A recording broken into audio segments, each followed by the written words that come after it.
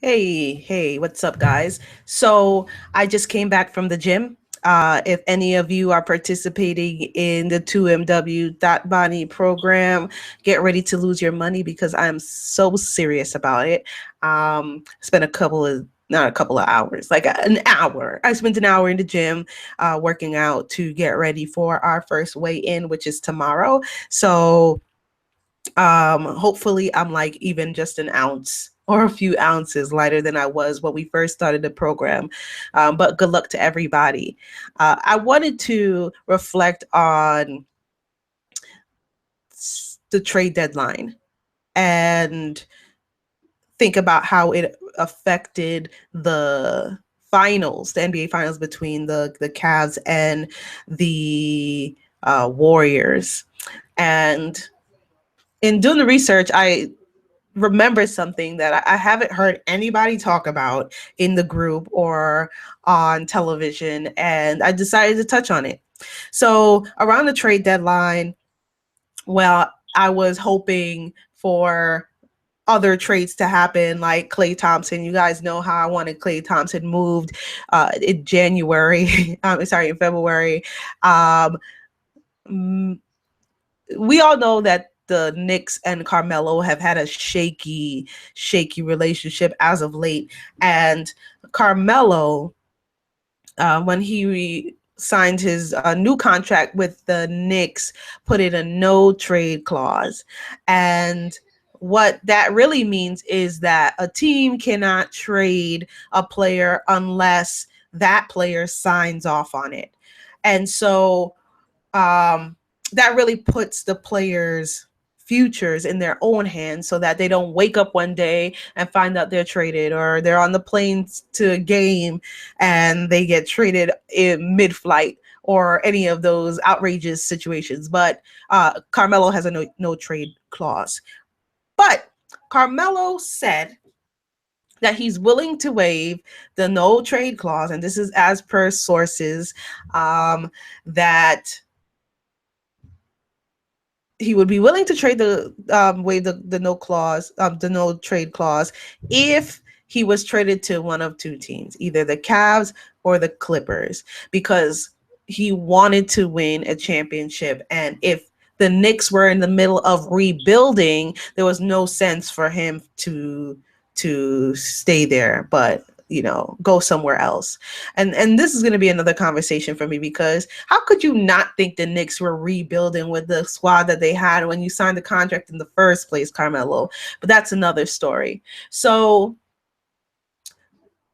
the Knicks and Phil Jackson, who obviously want to do something, they want to move Melo because he's probably not fitting in the vision of rebuilding for that team. They asked the Cavs if they would like to trade Anthony, Carmelo Anthony, and for Love, Kevin Love. Trade Carmelo Anthony for Kevin Love. Contracts are similar, maybe off by about $4 million, and then so they'd throw someone else in there or whatever they can do to finagle the deal. But it would have been a Carmelo Anthony, Kevin Love trade. And the Cavs declined. Cavs didn't make any moves at the trade deadline to if we really want to go into detail. They made no moves, no trades. They were content with what they did prior to the trade deadline, which is they made a move for Kyle Korver. And I think they did something else, but the Kyle Korver thing stands out to me, and that's why I'm doing this video. So now fast forward to the playoffs. They needed another scorer, someone to slow down, or at least provide extra offense for their team. Kyle Korver, who was he's a pure shooter, and I believe someone put on the wall that Nick Wright said he's one of the best shooters ever. he was having some issues. I feel like he was having issues for most of the season, but I could be making this up. But he wasn't really doing quite well. Okay.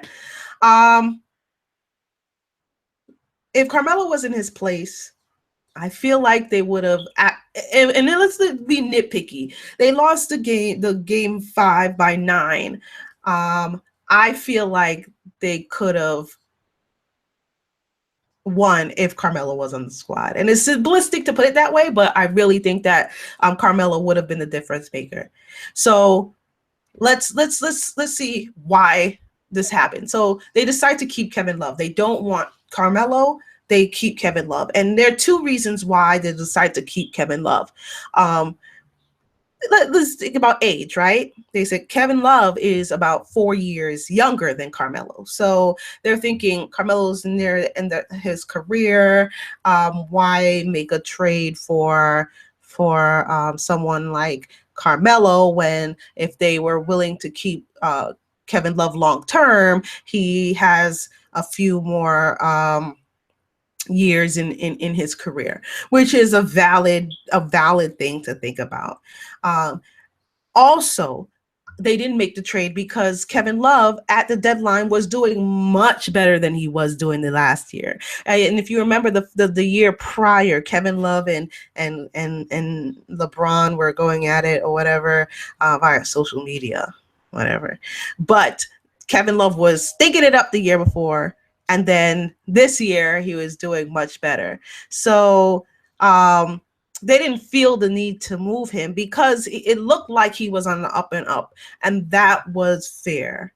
And even if we want to go back, why was Kevin Love there anyway, right? Kevin Love was brought to the Cavs because he fit David Blatt's style of offense, right?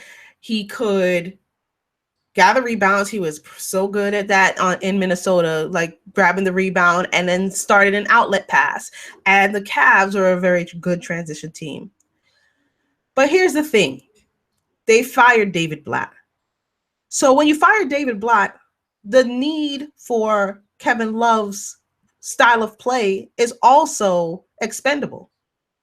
And they weren't thinking about it like that. And it's fine because Kevin Love is great. If anybody knows me, I love me some Kevin Love. When he came to the Cavs, I was like, that's a great pickup.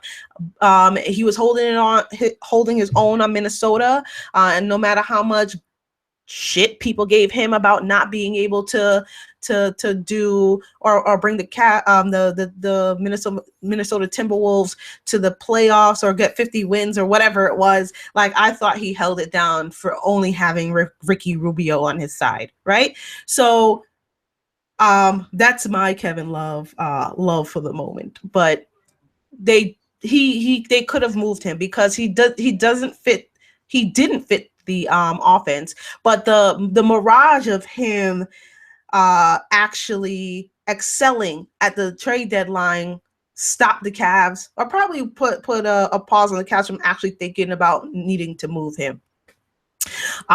So in game 6, they didn't, it was one of his down games. I'm not gonna pretend like Kevin Love didn't have some great moments in the playoffs.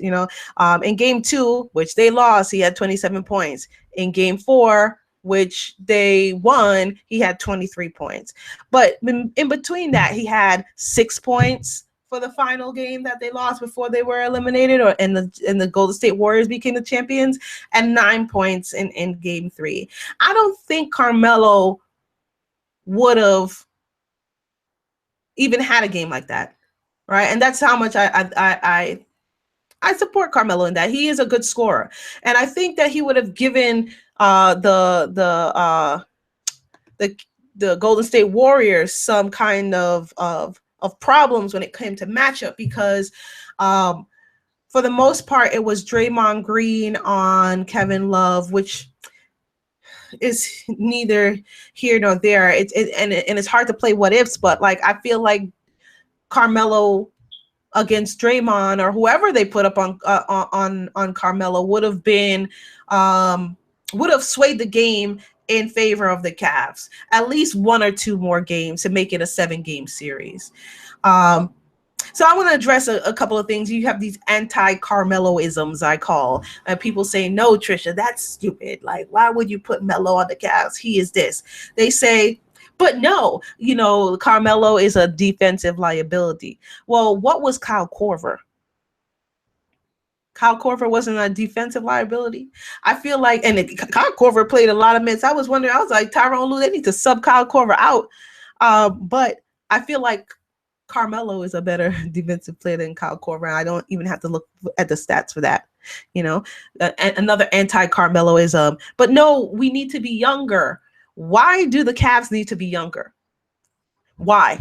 Okay, I'm sorry, but going for this long-term thing is not what they need right now, because they need to win as many rings as possible now, right? Carmelo being a year, is he a year younger or older than LeBron? I don't know, but they need to win rings now. Who forget the long term? Forget it, right? You need to do this ASAP. And so bring in old man Carmelo and have him help you. It's not the time to think about long term, because it's not like the Cavs are going to be a dynasty winning championships years and years and decades in the future. It's not happening. Right. And that's the reality. Just win them now, so that you could say when you're 50 or 60 years old, way back when you saw LeBron play, that's when the Cavs were in the glory days, because there's no glory days coming for them in the future. All right. So here are 5 key things that Carmelo would give them if they do it now. All right. Better late than never. Right. So if they do bring in Carmelo now, they're number one, they get even more flexible. And this is the Cavs at the 1, the 2, or the 3. I mean, you have Carmelo, LeBron, Kyrie, right? That to me is a pretty darn good team to be able to have, and hard to defend because they're all able to score, right? Number 2, like I said, they'll force Golden State to play and guard more, right? And the mismatch is not huge, right? Because the Golden State Warriors, and this is my assumption, that they'll be in the playoffs or the finals next year, barring that my Oklahoma City Thunder don't come through. But having Carmelo is another person that would cause that team to expend more energy. KD will have to choose between guarding Melo or LeBron. Draymond would have to take on another option, and they're going to have to bring Iggy with his bad back out to do some work, but they're going to have to do work, right? And that's the goal. Number 3, it's more rest for LeBron. LeBron could literally take a 2-week vacation mid-game, like us corporate Americans, right? Because they know Melo would come in and be his out of office. Melo could come in and substitute. So that would be a good thing to have on your squad. Right now, he doesn't have that, Number 4, automatic chemistry. If Carmelo Anthony comes to the Cavs, right, remember that they already are stuck with, sorry, didn't mean to say that. They already have Iman Shumpert, and they already have J.R. Smith, right? And they could just, that's basically what was their starting line. Well, it might have been their starting lineup on the Knicks already, right? And so you get this automatic chemistry from players that have played together most recently in the past on your squad. So there's no or very little ramp up time to get them to play well together. They just have to look at the bigger picture chemistry adjustments, which is making sure that Melo and LeBron and Kyrie can play. But they already have a head start in that area because Iman and JR are already there. All right. Next, last but not least, this is a soft skill. And I don't mean soft in a disrespectful way, but it's the soft skill that Carmelo brings is that he's a team player. I've thrown a lot of hate and shade at Carmelo in the past, but one thing you have to look at, especially in this area, which is one thing I always kind of criticized him on, is that he's a humble team player, right? And people might laugh at this, but I always had a problem with Carmelo blending in with the rest of his team, right? I used to have a joke when he was playing back in the day with and Kenyon Martin was still on the team, and him and Kenyon Martin would even dress up alike. And when they're playing, I would look on at the team on the squad and say, where the hell is Carmelo? But he'd be on the court, but he blended in with the team so much that I didn't notice him at first, right? And to me that was a bad thing, because I want the leaders to stand out. But it also says, if you want to flip it to a good thing, it says that he blends in, he's part of the team, and he's just like everybody else, exceptionally, right, talented.